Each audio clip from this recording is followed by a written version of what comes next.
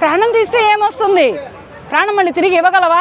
ఇప్పుడు శిక్షలు పడితే మా నాన్న అమాయకుడు, మా నాన్న నంగ, మా నాన్న తొంగ అంటే సరిపోతుందా? ఈ కూతురికి ఈ నాన్న ఒక్కడే లేడు, ఒప్పుకుంటారు. కానీ అక్కడ అమృతకి భర్త లేడు, అమృత కొడుకుకి తండ్రి లేడు, ప్రణయ్ తల్లిదండ్రులకి ప్రణయ్ లేడు. వీళ్ళ నలుగురు బాధ ఎవరు అనుభవించాలి? ఈ ఒక్క కూతురే మా నాన్నే తప్పు చేయలేదు అంటే తప్పు చేయకుండా శిక్ష అయితే ఎవరు వెయ్యరుగా.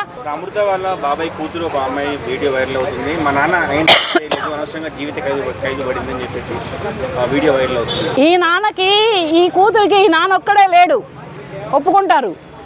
కానీ అక్కడ అమృతకి భర్త లేడు, అమృత కొడుకుకి తండ్రి లేడు, ప్రణయ్ తల్లిదండ్రులకి ప్రణయ్ లేడు. వీళ్ళ నలుగురు బాధ ఎవరు అనుభవించాలి? ఈ ఒక్క కూతురే మా నాన్నే తప్పు చేయలేదు అంటే తప్పు చేయకుండా శిక్ష అయితే ఎవరు వెయ్యరుగా. తప్పు చేయకుండా అక్కడ రుజువులు లేకుండా 8 ఏళ్ళు ఎందుకు ఆపారు? రుజువులు తెలుసుకోవడం కోసం, నిజాలు తెలుసుకోవడం కోసం తేల్చి ఫిల్టర్ చేసిన తర్వాతనే శిక్ష వేశారు. అమాయకంగా ఏమి యావజ్జీవ శిక్షలు వేయలేదు, ఊరి శిక్షలు వేయలేదు. చంపిన ఆయన చెప్పాడు కదా. అసలు మారుతీరావు ఎక్కడున్నాడు? మారుతీరావుకి తెలియదా నన్ను పట్టుకుంటారు, నన్ను ఎట్లయినా వేస్తారు అని? పరువుకంటూ పోవద్దు. ఇక్కడ కులాలు అనేవి మనం పెట్టుకున్నవి, అంతేకాని ప్రతి ఒక్కళ్ళం ఒక జన్మ. మనిషి కులం ఉండాలి కానీ మానవ కులం ఉండాలి కానీ కులాలంటూ మతాలంటూ పోయి, పరువులంటూ ప్రతిష్టలంటూ పోయి, ఇగోసుకు పోయి అమ్మాయిలు ఎవరినో వెళ్ళిపోయారు. నువ్వు ఇచ్చి చేసినా వేరే అబ్బాయిని పెళ్లి చేసుకోవాల్సిందేగా. ఈ అమ్మాయికి ఇష్టమైన వాడిని చేసుకుంటే ఏముంది? ఆ అమ్మాయి సంతోషంగా ఉంటుంది. నేను ఇష్టపడిన వాడిని పెళ్లి చేసుకున్నాను, నేను ప్రేమించిన వాడిని పెళ్లి చేసుకున్నాను అని ఒక ఆనందంతో బ్రతుకుతుంది. చేరదీయటం ఇష్టం లేకపోతే వదిలేయి. ప్రాణం తీస్తే ఏమొస్తుంది? ప్రాణం మళ్ళీ తిరిగి ఇవ్వగలవా? ఆ తల్లిదండ్రులకు పోయిన బిడ్డను ఇవ్వగలవా? ఆ కొడుకుకి పోయిన తండ్రిని ఇవ్వగలవా? ఈ అమృతకి కోల్పోయినటువంటి ప్రణయిని తీసుకొచ్చి ఇవ్వగలవా? ఇవ్వలేవు. ఇప్పుడు శిక్షలు పడితే మా నాన్న అమాయకుడు, మా నాన్న నంగ, మా నాన్న తొంగ అంటే సరిపోతుందా? మీ నాన్న అమాయకుడు అవడానికి 4 ఏళ్ల కుర్రోడు కాడమ్మా. మీ నాన్న అమాయకుడు అనడానికి ఇక్కడ 4 ఏళ్ల కుర్రోడు, 6 ఏళ్ల కుర్రోడు కాడు.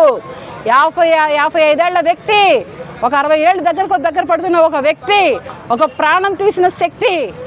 మీ నాన్నకి వాళ్ళ రోజున శిక్ష పడేటప్పటికి నీ ప్రాణం ఇంత గిలగిలా కొట్టుకుపోతుంది. ఆ రోజున ప్రణయ్ గొంతుకు వస్తూ ఉంటుంటే అతని ప్రాణం ఎంత విలువలా కొట్టుకుపోవాలి. అది చూస్తున్న ప్రణయ్ భార్య అయినటువంటి అమృత ఎంత చచ్చిపోయి ఉండాలి. అది చూసినటువంటి ప్రణయ్ తల్లిదండ్రులు ఎంత అల్లాడిపోయి ఉండాలి. ఈ రోజు కూడా వాళ్ళు ప్రణయ్ సమాధి దగ్గరికి వెళ్ళి బోరును ఏడ్చినటువంటి క్షణాలు ప్రజలు మర్చిపోలేరు. మేడం, అమృత ప్రణయ్ ఇష్యూలో ఇప్పుడు కోర్టు తీర్పు ఇచ్చింది, ఎలా చూస్తున్నారు మేడం? కోర్టు న్యాయమైన తీర్పే ఇచ్చింది. ఒక బిడ్డకి తండ్రి లేనిటువంటి అనాథ అయ్యాడు. ఒక ప్రేమించి పెళ్లి చేసుకున్నటువంటి అమ్మాయికి భర్త లేని ఒక మోడైపోయిన అమ్మాయి. అలాగే ఒక తల్లిదండ్రులు ఒక బిడ్డను కోల్పోయారు. ఇంతమందిని క్షోభ పెట్టి, ఇంతమందిని అన్యాయం చేసి ఇక ఆ బిడ్డకి తండ్రి ఎప్పటికీ దొరకడు. అమ్మాయికి మళ్ళీ మోడ్ అనేది చిగురిస్తుందో లేదో తెలియదు కానీ ఆ తల్లిదండ్రులకు కూడా అటువంటి కొడుకు దొరకడు. మళ్ళీ పుడతాడా ఆ తల్లిదండ్రులకు అటువంటి కొడుకు? అతనికి ఆ కొడుకుకి తండ్రి మళ్ళీ వస్తాడా? రాడు. ఆ తండ్రి రాడు. అదొకటి ఏంటంటే న్యాయమే జరిగింది. కానీ ఇంతకంటే కూడా ఇంకా ఏదైనా అడ్వాంటేజ్గా తీసుకొని ఇంకా ఏదైనా కొత్తగా వేసినట్లయితే బాగుంటుండే. ఆ మధ్య కార్తికేయ అని ఒక హీరో సినిమా తీశాడు. అదేదో గుణ 369 ఏదో సినిమా తీశాడు. అతను ప్రేమించిన అమ్మాయిని ఎంతమంది ఎలాగైతే ఆగం చేశారో అంతమందికి ఒక్కొక్కరికి ఒక్కొక్క అవయవాన్ని కట్ చేసి పారేశాడు.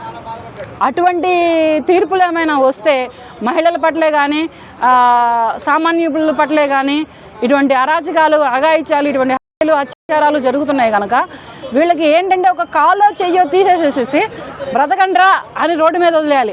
అంతేగాని వీళ్ళని ఎన్నాళ్ళు బట్టి లోపల కూర్చోబెట్టి వీళ్ళని మేపి వీళ్ళకి హాస్పిటల్ ఖర్చులు పెట్టి వీళ్ళకి అవసరాలైతే వీళ్ళ ఫ్యామిలీని జైలుకి రప్పించి చూపించడానికి ఏం గవర్నమెంట్లో ఏమన్నా పిచ్చియా, లేకపోతే న్యాయస్థానాలకి ఏమన్నా తెలియదా, లేకపోతే చట్టాలు ఏమన్నా గుడ్డియా?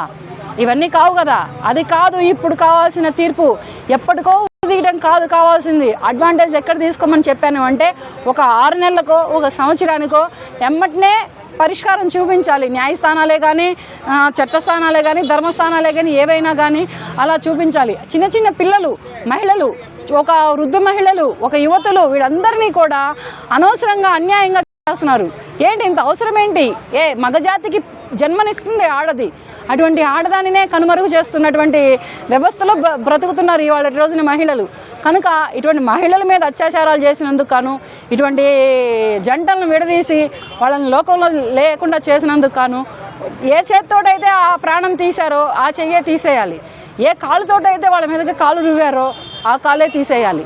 అంతేగాని వీళ్ళని కూర్చోబెట్టి మేపి చూపి అన్నీ చేసి ఎప్పటికో వేస్తే శిక్షలు ఇది ఎన్నాళ్ళు పడతారు? ఆ నరకం అనేది ఎన్నాళ్ళు పడతారు? ఒక వారం, నెల, లేకపోతే రేపొద్దునే తెల్లవారుజామున తీస్తున్నారు అంటే ఒక నైట్ పడతారు. అంతకు మించి వాళ్ళకి ఏమంత పెద్ద శిక్ష కాదు.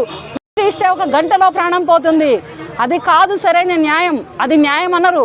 సరైన న్యాయం ఏంటి అంటే ఇటువంటి ఆడవాళ్ళకి అన్యాయం చేసిన ఆడవాళ్ళ మీదకి అన్యాయంగా పోయి అఘాయిత్యాలు చేసి అత్యాచారాలు చేసి చెప్పినా వాళ్ళ కాలు చెయ్యి తీసి రోడ్డు మీద వదిలేసిన నాడే సరైన న్యాయం. ప్రజలు హర్షిస్తారు, ప్రజలు పట్టం కడతారు న్యాయస్థానాలకి, చట్టస్థానాలకి.